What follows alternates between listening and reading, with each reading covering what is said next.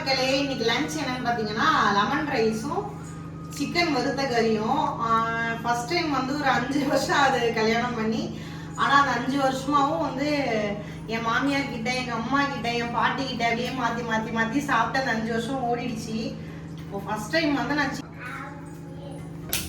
First நம்ம rice வச்சுப்போம். ஏன்னா ஃபர்ஸ்ட்டு ரைஸ் தான் முக்கியம். எங்கள் வீட்டில் வந்து மேக்ஸிமம் வந்து சாப்பாடு வந்து வடித்து தான் செய்வாங்க. எனக்கு வடிக்கிறதெல்லாம் எனக்கு வராது. ஒன்றும் குழஞ்சிரும்னா அரிசியாகவே வடிச்சிருவாங்க. அதனால் எனக்கு குக்கர் தான் கம்ஃபர்டபுள். இப்போ வந்து ரைஸ் ரெடி ஆகிடுச்சு. ஸோ இதில் பாதி ரைஸ் வந்து லெமன் ரைஸ்க்கு, பாதி ரைஸ் நம்ம தனியாக எடுத்து வச்சுப்போம். ஃபஸ்ட்டு நம்ம வந்து லெமன் ரைஸ் செஞ்சுப்போம்.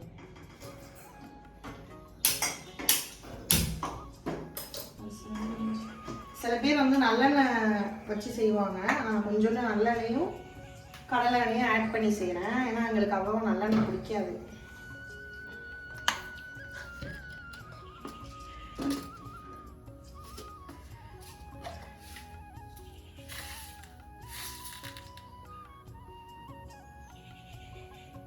எண்ணெய் காய்ஞ்சதுக்கப்புறம் கடுகு,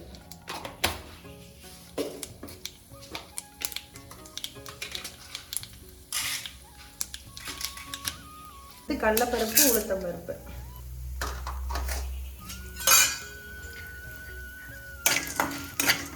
கொத்தி கைக்கு இந்த கரண்டி தான் கிடச்சிருக்கு.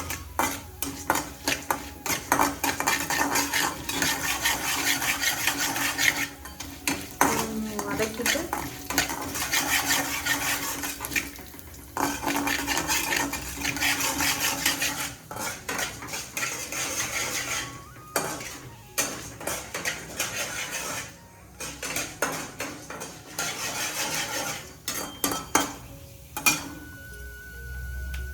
இது வந்து ஃப்ரெஷ்ஷான கருவேப்பிலை, நம்ம வீட்டு தோட்டத்தில் இருந்தது.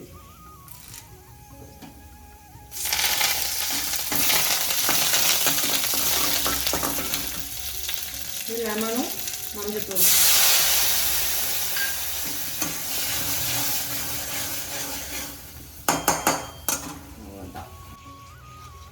இதில் உப்பு இப்பயே ஆட் பண்ணிட்டோம்னா கரைஞ்சி சாப்பாட்டில் தனியாக போட வேணாம்.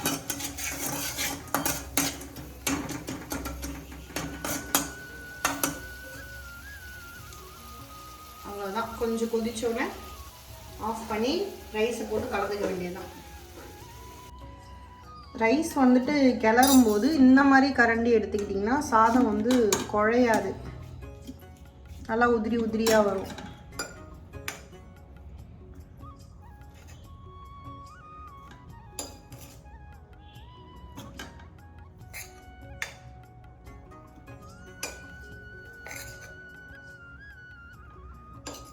இது போதும் நம்ம 2 பேருக்கு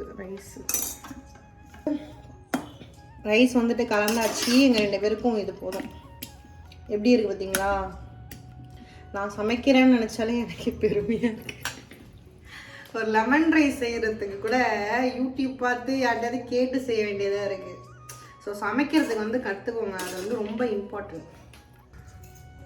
ஆல்ரெடி வந்து வறுத்த கறின்னு நான் சொன்னேன், பட் அது ஏதோ வறுத்துலாம் செய்கிறாங்க, அந்தளவுக்குலாம் பண்ண முடியாது. ஸோ எங்கள்கிட்ட இருக்கிறத வச்சு இப்போ என்ன இருக்கோ எது பண்ண முடியுமோ அதை வச்சு சிம்பிளாக முடிச்சிடலான்னு.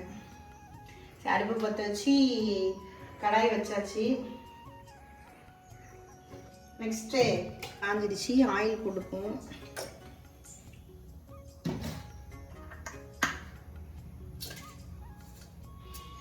அப்புறம் வந்து நம்மள்கிட்ட இருக்கிற மசாலா பொருள், இந்த பட்டை, கிராம்பு, சோம்பு, இது பேர்லாம் தெரியல, இந்த இலை, இதெல்லாம் போட்டுப்போம்.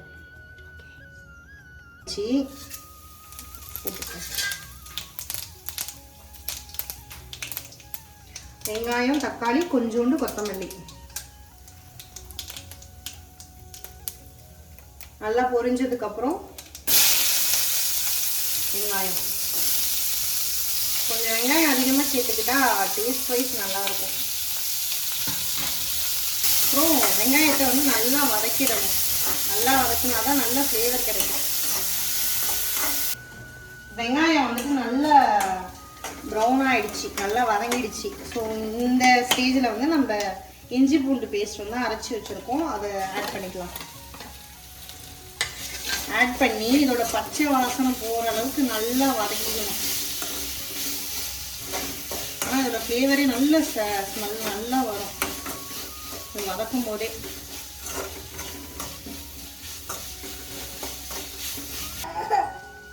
அம்மாட்ட வரியா? இப்போ வந்து கட் பண்ணி வச்சிருக்கிற தக்காளி இதெல்லாம் நல்லா வதங்கணும். நல்லா வதங்கினாதான் நல்ல டேஸ்ட் கிடைக்கும். தூங்கிட்டு இருந்தேன், என் பையன் முடிச்சுட்டான், அதான் அழுதுகிட்டு இருக்கேன். ஏண்டி தங்கம் முடிஞ்சதுடி தங்கம்.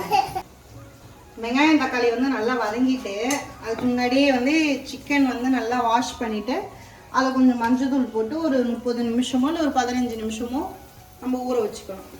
இப்போ நம்ம வந்து வதங்கினதுக்கு அப்புறம் இந்த சிக்கன் எடுத்து அதில் இப்போ நல்லா வதங்கிடுச்சு. இப்போ நம்ம இருக்கிற சிக்கன் எடுத்து அதில் போட்டுக்கலாம்.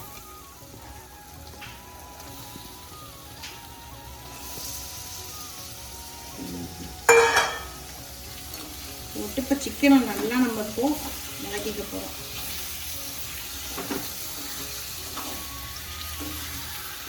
இப்போ சிக்கனில் வந்து நான் எந்த தண்ணியுமே வந்து நான் ஆட் பண்ணலை. சிக்கனில் உள்ள தண்ணியே வந்து அதுலேயே வேகணும், அப்போ தான் நல்லாயிருக்கும். கரெக்டா? எனக்கும் தெரியும் கொஞ்சம் சமைக்க.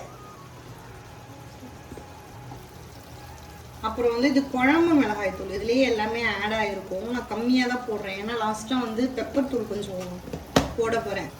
கொஞ்சோண்டு சிக்கன் மசாலா. ஓகே, கரம் மசாலா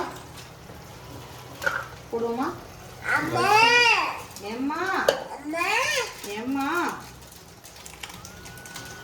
கொஞ்சோண்டு கரம் மசாலா போதும் நினைக்கிறேன். இதுவே போதுமா? அப்புறம் கொஞ்சோண்டு பெப்பர்.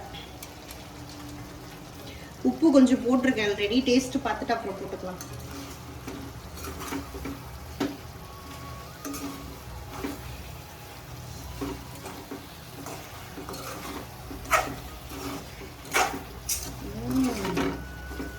இன்னும் கொஞ்சம் வேகணுமா? ஓகே, பரட்டிட்டு இந்த தண்ணியிலே அது வேகட்டும் கொஞ்சம். ஓகே, சிக்கன் நல்லா வெந்துடுச்சு, நல்லா டேஸ்ட்டாக வந்திருக்கு. கடைசியாக வந்து கொத்தமல்லி லைட்டாக போட்டு ஆஃப் பண்ணிவிடுவோம். டேஸ்ட் பண்ணி பார்த்தேன், செம்மையாக வந்திருக்கு. சிம்பிளாக செஞ்சுருக்கோம், எங்களுக்கு தெரிஞ்சதை வச்சு. நீங்களும் செஞ்சு சாப்பிடுங்க, நல்லா வரும்.